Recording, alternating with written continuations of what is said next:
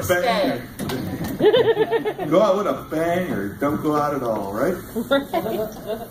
We were sitting in the back. I told Mink, I said, you know, I always love the way people react to the last series. They either love it or they don't.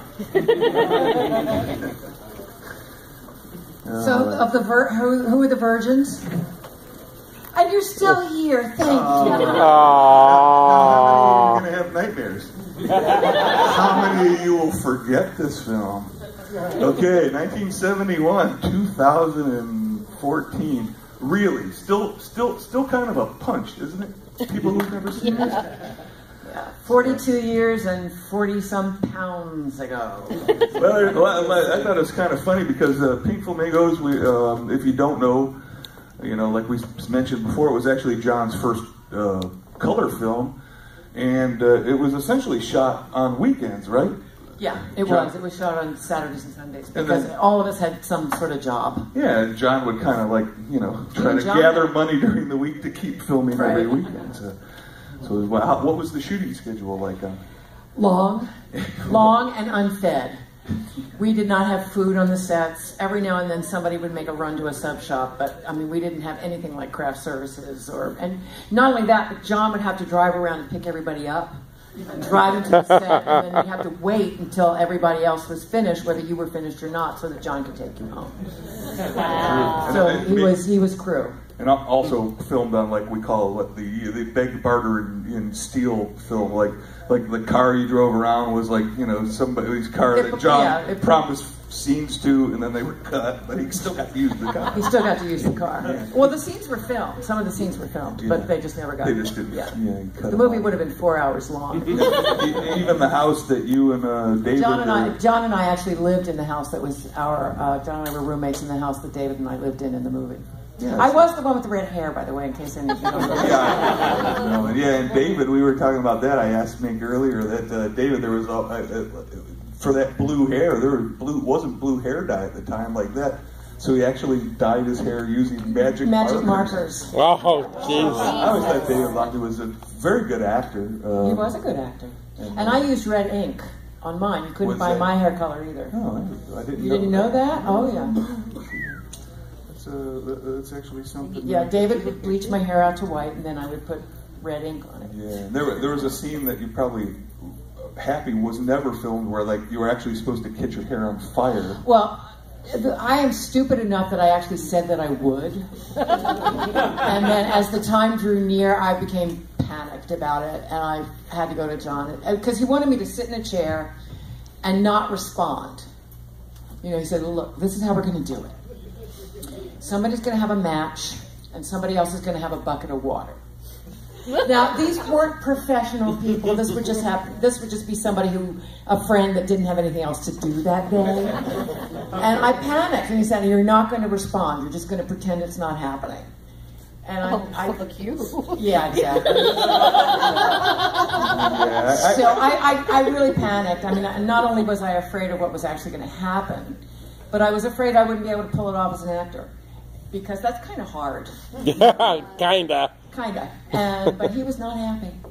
Well, I'm kind of actually happy you didn't because I like it, and you'd still have the scars to prove that scene existed. I tell you, not only that, if it didn't work the first time, I'd be bald.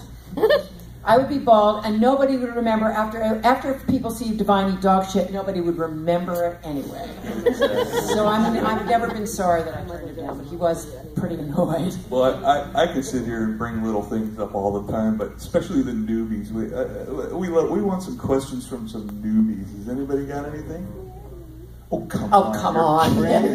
Somebody has to. You just said Flamingos and you don't have a damn question? Don't make me feel bad. Really? You guys you're insulting us. You know, we're just going to sit and chat about it. And it only goes to prove that I've seen it way too many times. You guys are really bumming us out. Okay. Did you have a script? Oh my God, yes. John scripted every word. Everything was scripted. We were not allowed to change a comma. Because John would stand behind the camera and mouth all the dialogue. He knew exactly what he had written. We had rehearsals. We would get together with John. Actually, when when we started the movie, we did not have a finished script. And John would just give us different, you know, the newly written scenes every week. I mean, I always knew that Divine was going to win, because Divine always did. I was always the one that didn't. But I didn't win ever in any of them. No, you didn't. You're right. No, I was always. I was always. No, I was on the side of the good and the right in Hairspray. Yeah, true. I was. Yeah. I was on the good side. Righteous, right-wing, right. But no, we would get together, we would rehearse, and we would go over, and John would read everybody's parts the way he wanted them read, the way he wanted them done, only he read everybody's parts exactly the same. So lots of italics and lots of yelling. I don't think John's ever changed. Like, he just kind of sits and writes out all his scripts longhand, and then somebody type them out. Still to this day. To this day, he writes everything out on pen. I don't know whether he uses pen. Yeah. But I have original. I still have a few pages of original script, not from Pink Flamingos, but from Multiple Maniacs, which was the one you did before this, and they're single spaced, both sides of the page in ink. In pen. Wow. Cool. Anyone else? There we go. See, we've opened the floodgates. Where? In this one? Yes. Oh my gosh. I love the furniture is rejecting us. I love all of that. There were people inside the furniture, obviously.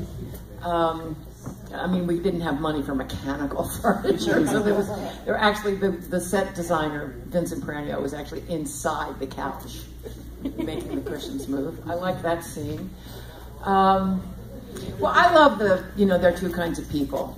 Yes. I love Yes. that. And that woman, the woman who played Miss Sandstone, she was actually my very best friend when I was 7. Oh. So, and I hadn't seen her for a long time, so it was nice to we reconnected. Go ahead, Brittany. What was the hardest scene that you had to film? That last one. The last one when I was tied to a tree Betsy. and tarred and feathered. That was molasses and feathers. And we were a quarter of a mile up a muddy road to the closest bathroom. So it was really cold. It was really cold and it was really Yeah, uncomfortable. it was shot in November, December. It was shot in end of the year. whatever was the coldest month he could pick. Yeah, go ahead. The most shocking scene in the movie still to me is when actually we light that fireball.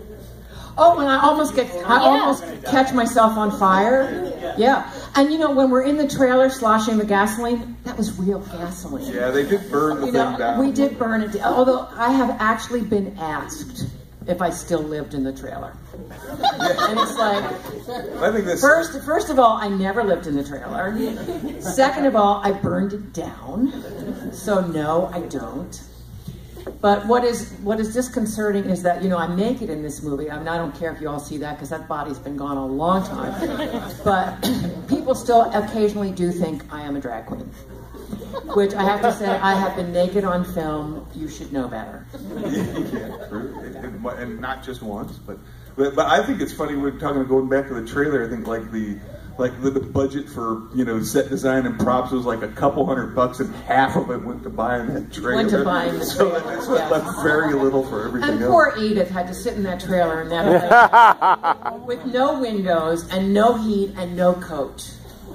You know, the woman was a trooper. Yeah, that's She true. was a real trooper. Edith. I at least got to wear a fake fur. Yeah. Oh, and John found that coat. We were out shopping at the Goodwills, and he found that coat, and he came up to me and goes, "Look what I found." He was so excited about that fake fur coat. In a Goodwill, probably the second one.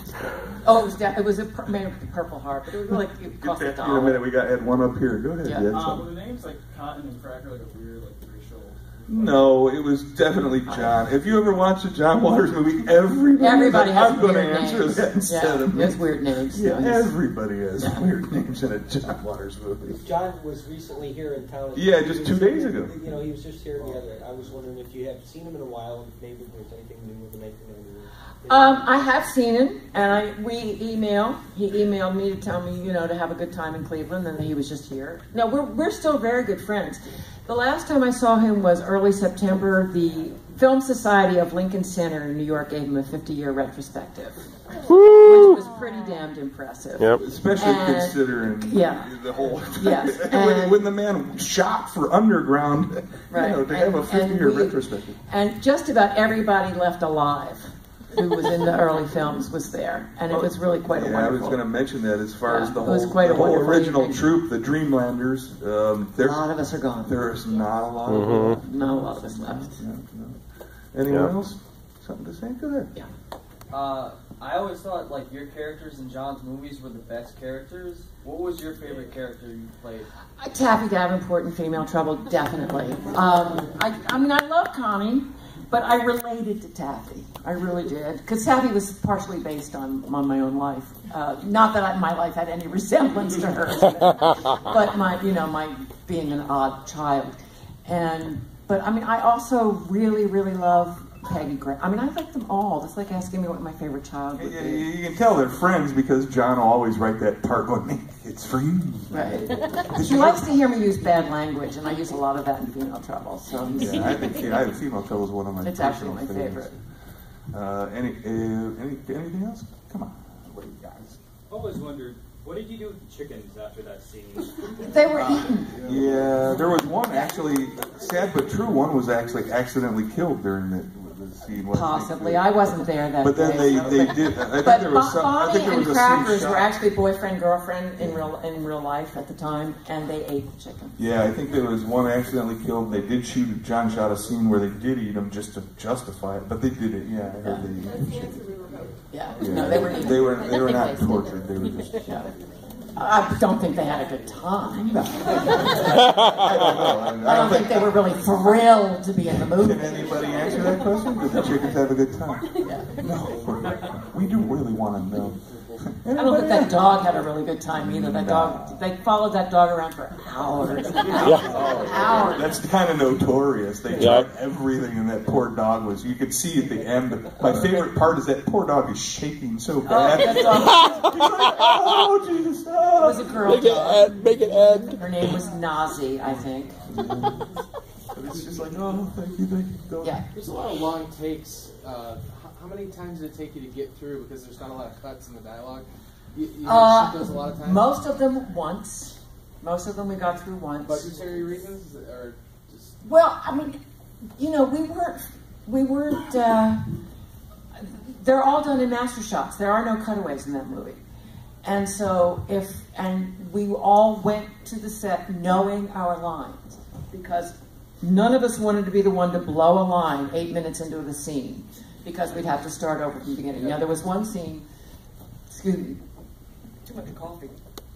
There was one scene where I'm confronting the butler. The butler's got the wig, and I have to slap him and pull his ear. Well, he kept forgetting his lines right after that. So I had to slap him and pull his ear several times. And it was like every time, well, maybe 3 times. None of us could go much longer than that. But that was the one time that things were forgotten. In Female Trouble, if you've ever seen that, there was one scene with me and Edith, when Edie is in the cage, no spoiler alert, where we actually shot a scene 29 times before she got the lines right. Which had to be very frustrating. It was very frustrating for everybody. Yeah. But I know in technical terms, do you know what an answer print is? Or they print the negative. Yeah. That was Pink Flamingos. Was the answer print? Yeah, it was all. There was pretty much everything shot was used. It was rehearsed, practice, shoot. Oh no, there was a lot shot that wasn't used. Well, a lot of scenes and there was a lot of edit out of it actually. Yeah, I think a lot was edited out. Edith had a couple of little flubs that I noticed during the dialogue. Maybe that should. Or a quick edit here. Yeah, or but it wasn't. But there's one moment in the trailer when when we're sloshing the gasoline around. I don't know. You wouldn't necessarily notice it, but there was one moment where for one instant I couldn't remember what I was supposed to say. And there's just like this one moment and I'm going, and then I remembered and going forward, which was good, But I was known as a one-take girl, so it was good. That's why I liked you. Anyone else? Go ahead. Would you have ate the turd if John asked you to? Maybe not. I mean, I really might not have. I find that it was horrifying. And forever and ever and ever, Divine will be remembered for having eaten that turd. I'm glad you did it. Yeah. For one moment. But, you know, it was a big moment. Nobody forgets it. It's not on his tombstone. Yeah. Anyone else? No. That's it? Oh, we could sit here and talk, but, you know, anything to wrap up? Would you like to say anything to wrap up? Okay, now some of you I've seen today. Some of you came by and visited with me today. Some of you did not. Woo. So I hope I get to see you all tomorrow. That you'll come by and say hello. Yep. I would appreciate that. Well, and if really no more questions, because okay, I knew you had one. Yeah, you just look like You just looked like you had one. When it was released, what kind of theaters played it? What kind of environments? Well, the first place it was shown was at I think it was at the University of Baltimore. I can't actually remember. We used to show movies in churches, truly, church basements. I don't remember. But this movie became a big midnight hit in New York at the Elgin Theater. Yeah, you know, I remember this film actually hit years later. It became a huge midnight hit in like 79, 80. And even before that, even in the... But it, you know, became a cult thing that just hit so big on the circuit, you know, a little bit later. But I saw it when the movie was released. I was living in San Francisco, and I was the only one of the whole company who went to see it. You know, who was there the first night it was open, the first night that it opened, and it opened in a regular theater. And I was standing in the lobby waiting for people to come out, and people were coming up to me going, "That was good." Really liked that. And by this time, it was already a huge hit in New York, but it was, you know, in San Francisco, they were a little less enthusiastic. Eventually, it became a hit in San Francisco as well. Yeah, John will openly admit he aimed for the bottom, you know, the underground. He wasn't trying to please the mainstream, and he found his fans. Yeah, he did. Some of us never left, so, you know. It's a good date movie. It's a good try out a date. Good. You know, take a date to see this, and you know, depending on their reaction, you know whether it's a date you should keep or not. Yeah. But then again, I took Pam to see I Spit in Your Grave and Last House on the Left.